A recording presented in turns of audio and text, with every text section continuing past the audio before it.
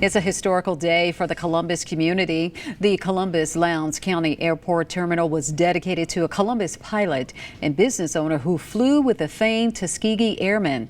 WTVA's Sammy Roebuck is live outside the airport. Sammy, what made today so special for everyone?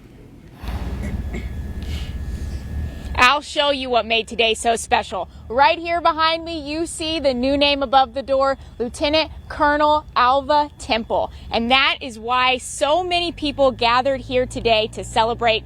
Just hours ago, this front area in front of the airport was filled with hundreds of chairs celebrating not only Lieutenant Colonel, but also the Tuskegee Airmen and the work they did.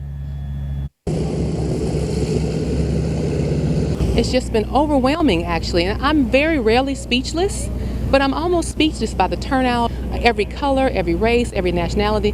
It's just befitting because it speaks to who he is. Hundreds of people gathered outside the terminal today to celebrate Temple.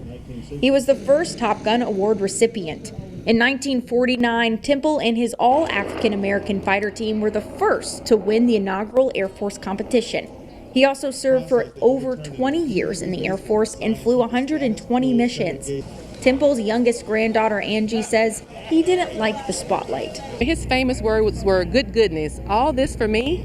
Again, he was so modest. He would just be in the background trying to fade into the woodwork because, again, it wasn't about the accolades and the fanfare for him. He was really a person who just wanted to do his job, and I just think he did that job so well, and it shows through his mass accomplishments.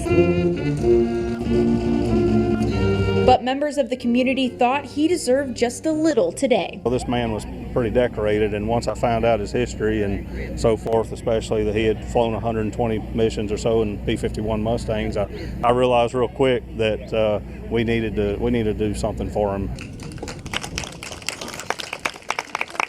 The Tuskegee Airmen were monumental in the fight for desegregation.